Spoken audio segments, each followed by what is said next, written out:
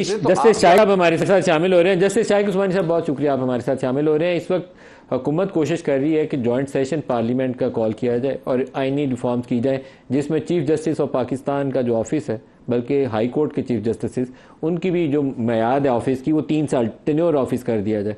اس طرح کی ریفارم کے ہائی کورٹ کے ججز کی ٹرانسفر اینڈ پوسٹنگ کی بھی بات ہو رہی ہے, اپوائنٹمنٹ کے طریقہ کار کی بدلی کی بھی, لیکن ان کے پاس عددی وہ برتری موجود نہیں ہے جو 2/3 کے لیے درکار ہوتی. 224 کا نمبر نہیں ہے.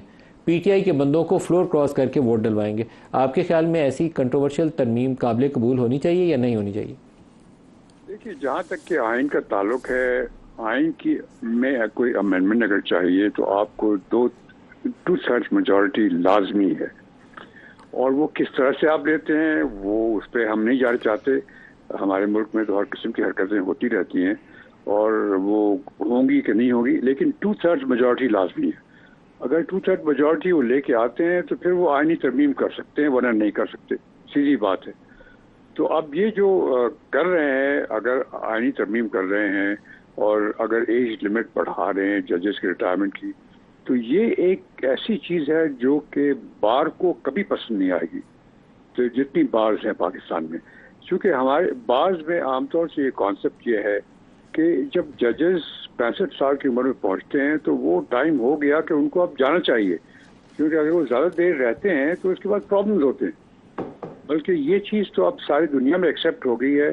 مثلا انگلینڈ میں پہلے ججز جو ہیں وہ سپریم کورٹ کے, یا جو اب سپریم کورٹ ہو گئی, سپریم کورٹ کے ججز جو ہیں ان کی کوئی ریٹائرمنٹ ایج نہیں ہوتی تھی, لیکن اب وہاں پہ بھی ہو گئی, امریکہ میں بھی ہو گئی.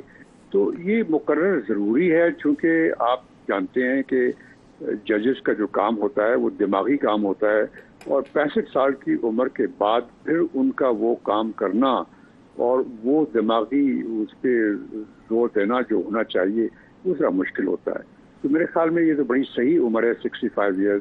اگر اس کو بڑھائیں گے تو اس سے پرابلمز ہوں گے.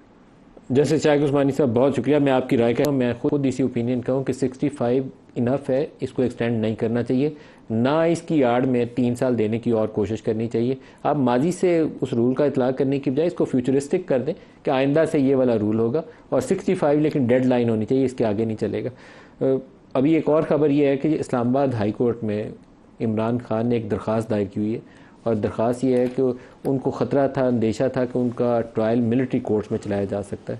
تو کل یہ کیس لگا ہوا ہے, کل صبح اس کی سماعت کا امکان موجود ہے. جسٹس آئی تھنک میاں گل حسن اورنگزیب, ان کا نام چل رہا ہے کہ شاید اس کی سماعت کریں گے. ابھی میرے پاس ڈیٹیلز نہیں ہیں, ڈیٹیلز آئیں گی تو اس کے اوپر تفصیل سے بات کریں گے.